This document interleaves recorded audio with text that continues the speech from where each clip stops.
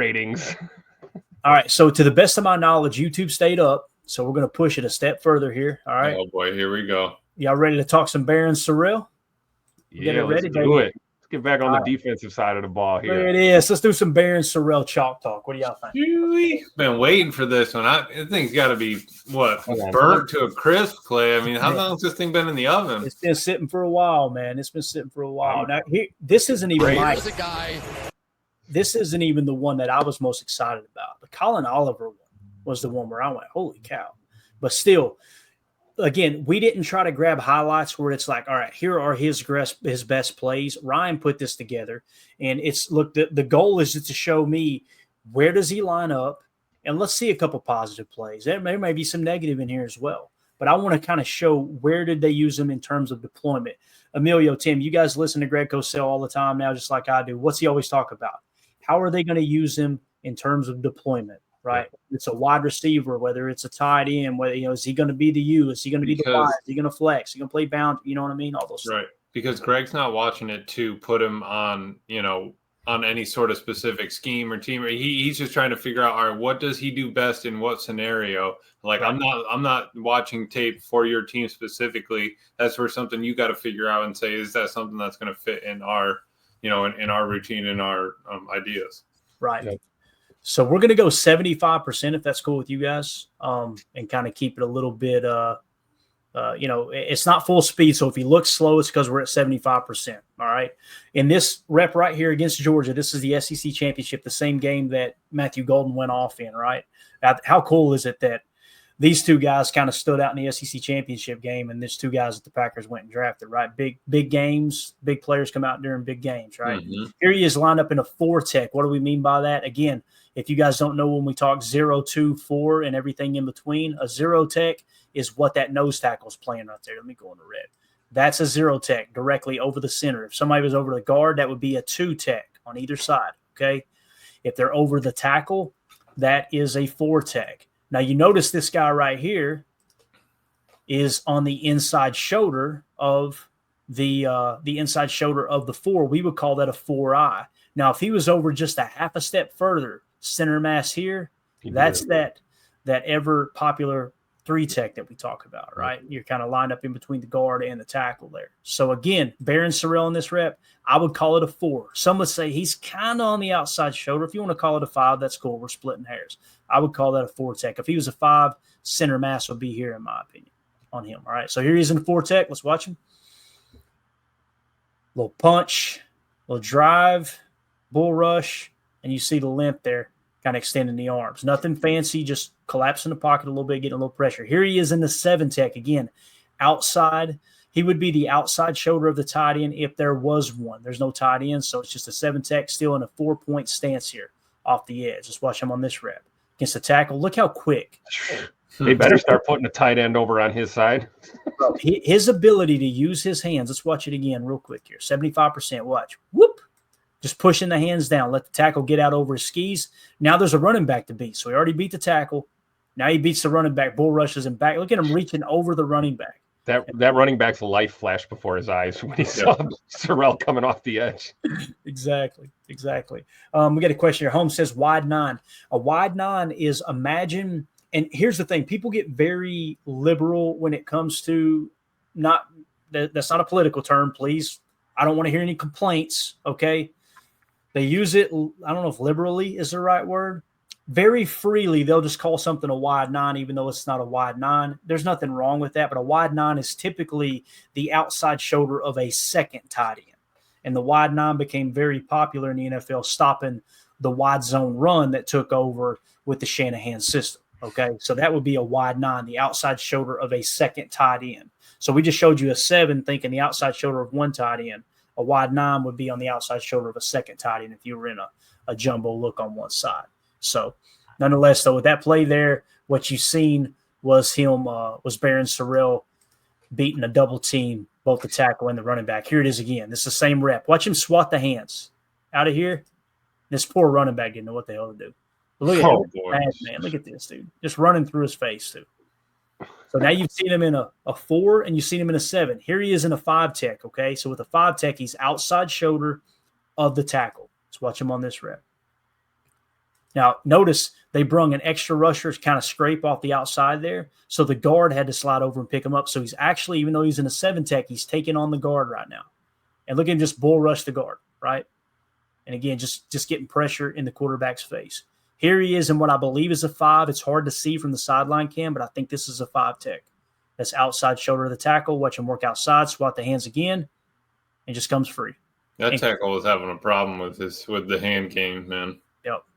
And again, why are we mentioning this? Is the same rep. Why are we mentioning the hands? This is one of his superpowers. See him swat the hand away? That's something to look for Barryn Sorrell as he get to the next level. He killed the quarterback too. Absolutely crushed him. Incomplete, right? Right. What we're seeing here is speed, hands, and power is what we're seeing. As Greg Rice says, heavy hands, right? Yep. Very well said. Very well said. All right, here he is now in a 7-tech on the opposite side. So we've seen him line up on the right the whole time. Now he's over to the left. What's that tell you? A little versatility with the pass rush, right? So here he is off this side. Look at him read the jet sweep. On the touch pass, too. Yeah, you're right. It was a touch pass. That play was over before it started. Yeah, here it is again. Watch him read and recognize. Keep in mind, guys, his head is down, 4-point stance, and watch him recognize this right out of the gate. No, motion. Right there, you dead giveaway. So both tight ends are leaving you buck naked in the trailer park. What's coming your way? Yep. Some sort of read option, or they're trying to get a hat count past you. Yeah. Here we are in a 5-tech on the left.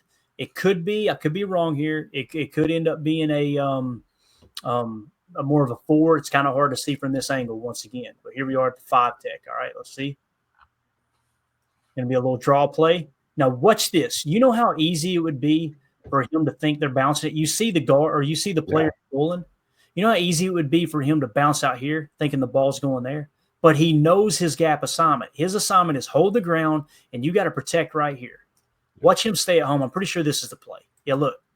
You know how easy it looks like the running back's bouncing out, right? Mm-hmm. Watch this. Staying at home, take the rush line away. Yep. That's called gap sound.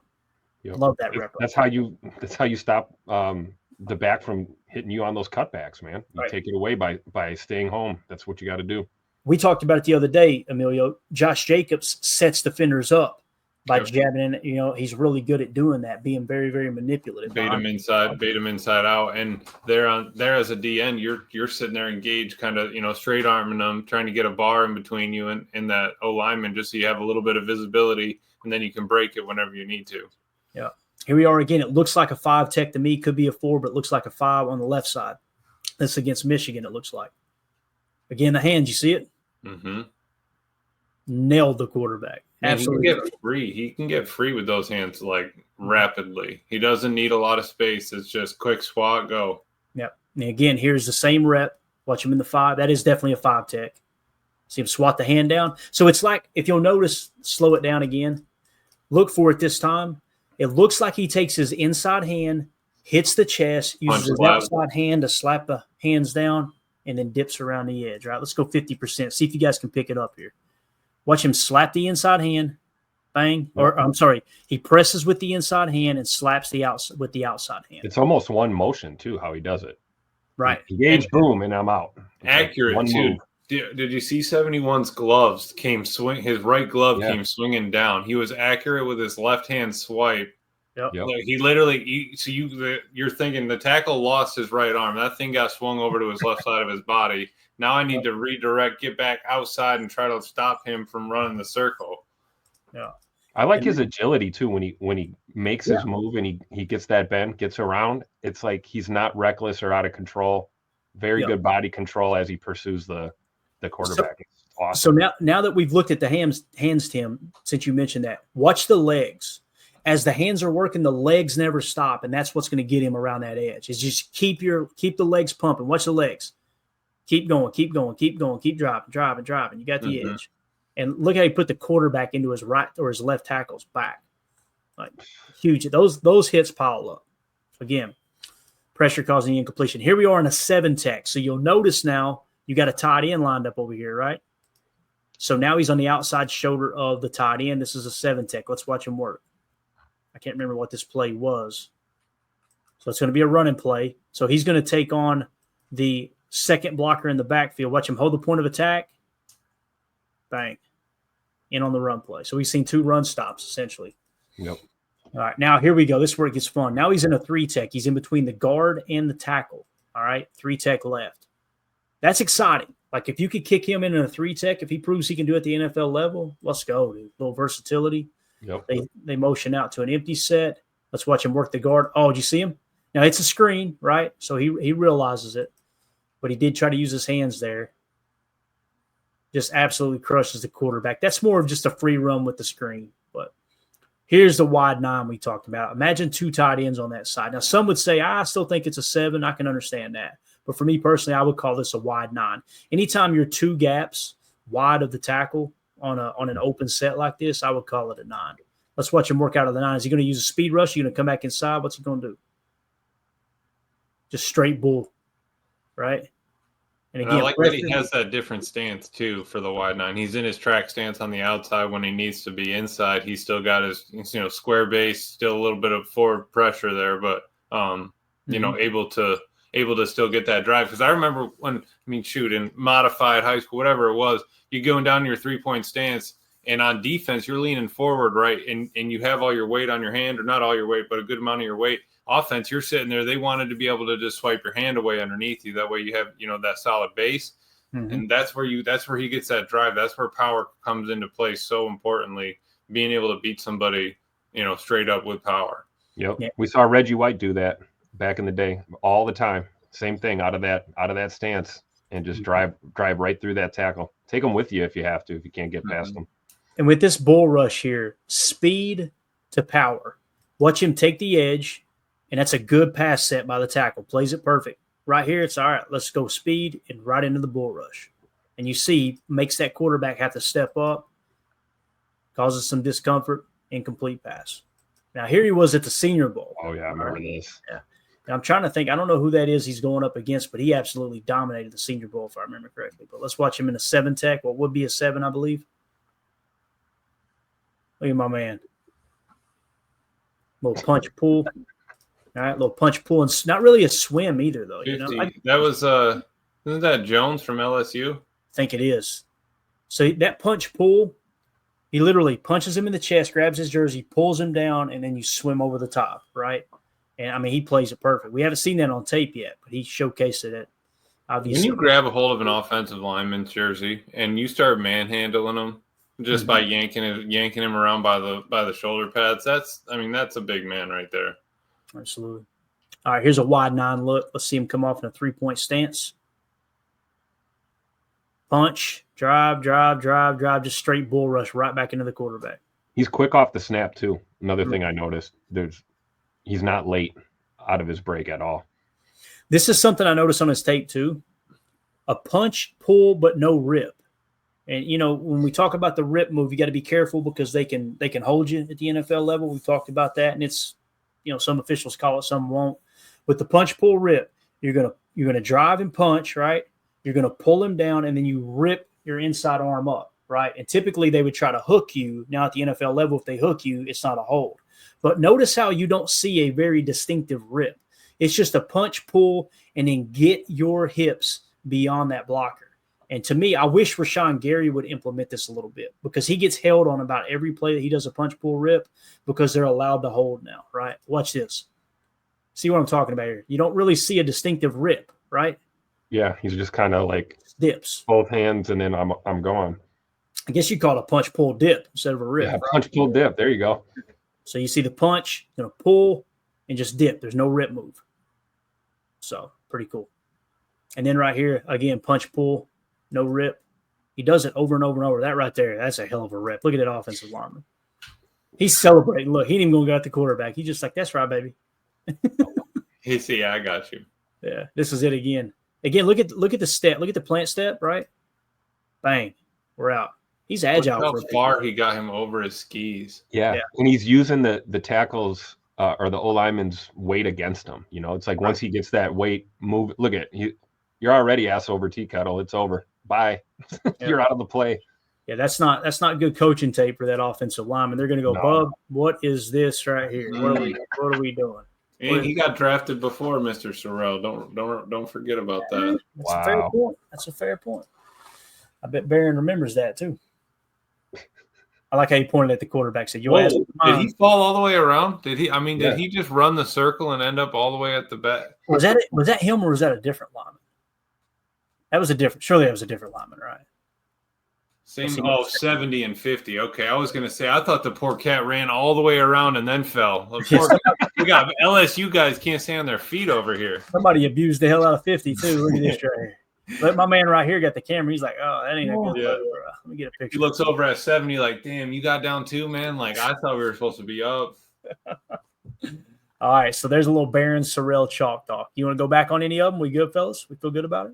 I think we're good.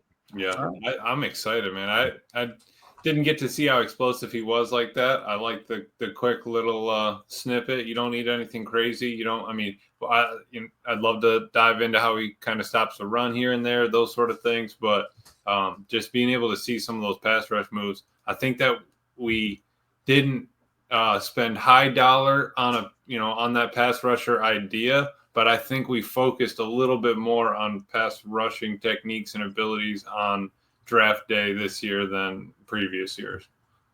With Colin Oliver included. Yeah. The next one, when we do Colin Oliver, man, I'm telling you, you're going to go, this dude, I mean, he's just so instinctive. So I don't know how he lasted in the 5th round. I really don't.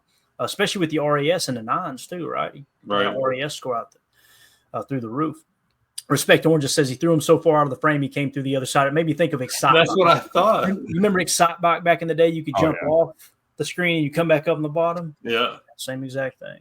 So, all right. Chris C in the house. Love Chalk Talk. Hey, thanks, buddy. Appreciate you hanging out with us, Chris. This is fun, man. It didn't drop either. Yeah, we're good. And again, man, we're allowed to use it. Now, don't be surprised if all of a sudden this stream disappears later on tonight off the channel. And then it pops back up tomorrow because, again, that's the AI detecting stuff, and it's nuts. But we'll try to work around it. And, again, I'm going to break each segment down into separate videos. That way, if someone comes in and they just got 20 minutes to watch a clip, I've been trying to make the channel a little more convenient for y'all in that regard. Makes it easy for sure. Yeah. That definitely helps. Rather than go, man, I don't have time to watch the full hour 20 of the show, you can go through, all right, there's 3 clips. I'd like to see that segment. Try to do that. So just whatever we can do to make it more convenient for everybody. So anything else y'all want to hit on before we wrap up? We could put a sharp tier on Patreon if you want. Just a nice the $1K a month sort of deal and just drop him over on the corner or just as a reminder how cheap the Patreon is, right? $100 or I mean, shoot, even 80, get us close to 1,000 by the end of the year. Yeah, so that's a good way to lead into the promotion here. Appreciate you, Emilio, on that. Tomorrow we're doing a giveaway. All right, we're giving away an awesome card that was donated from our good buddy Rick Kruger. It's an autographed LVN rookie card. All right, and we're going to be giving that away tomorrow on the stream, on tomorrow night's stream, or whenever we go live. All you got to do is be a member of the $3 tier on Patreon. There's 3 different tiers. It's just there if someone wants to give extra. People have asked for that in the past, but $3 gives you access to everything. But if you want a sharp tier, at $100, we can definitely make that happen. Emilio. Sound like a used car salesman over here. Again, the reason we created the Patreon page, if you're new here, is we have people saying, hey, I want to support the channel. I want to support the channel. I put a Patreon page up, and it sat there for a year and a half, right? And people could just sign up as Patreon, no extra content, just a way to support the channel. We greatly appreciate it. But what we've done now is started to put a bunch of exclusive content on it. Like the articles you see us cover, you'll have access to it as soon as it drops. We'll be doing Chalk Talks on there all year long. I'm also going to do something this year. If you guys are looking for a one-stop shop kind of quick spot to get all the information for the games, when we do our post-game show, and we go through the box score and stuff, I'm going to set up immediately following the game just a quick recap of the game. We'll do a quick little write-up. We'll give you the entire box score. You'll know going right there. That's where you can get all your information for the game. We'll also be doing stuff, breakdowns of PFF grades, things like that as well. So, again, Patreon.com/PackerFan Total Access, or scan the QR code in the upper right. Anybody who's a member of the $3 tier by midnight tonight, okay, is the cutoff. We're going to put everybody's name on the wheel tomorrow. We're going to spin that sucker, and whoever's name it lands on gets the autographed Lucas Van Ness card. So we look forward to giving that away. We got a bunch of giveaways, basically a giveaway every week for the next probably 3 months. We'll have autographed jerseys as well. So again, just a way for us to give back to those and show appreciation for everybody who's supporting the channel here on Patreon. We appreciate y'all. So anything else, gents? We good? Ready to go. I think we're good. Tim said it's time to get out of here, man. He's ready to hit y'all with one. I mean, we can keep talking about Barryn Sorrell all day. I mean, you know, I have no problem with it. We're gonna save Colin Oliver for tomorrow. Nice. If we need some content, we'll hit on it. I've been trying to hold on to those because we've had stuff to talk about. And one of the other things we're going to do is go back and recap last year. We'll probably throw a couple Chalk Talks together for that. I'd like to do like maybe a Tucker Craft episode where we get Tucker Craft's top plays of the year and just do a Chalk Talk just on that. That would be fun, right? So we may break that down too. But anyway, appreciate everybody hanging out with us. Hit that like button for us. Subscribe to the channel if you're new here. Follow us on Twitter at Packers_access. And check out the Patreon group. That's it. We'll see y'all tomorrow. Everybody be safe out there. Friday night, you know how it is, man. It gets a little wild out there, all right? If you drink, don't drive, do the watermelon crawl. And a special shout out to Will and Al Swiderski with the super chat. Appreciate you.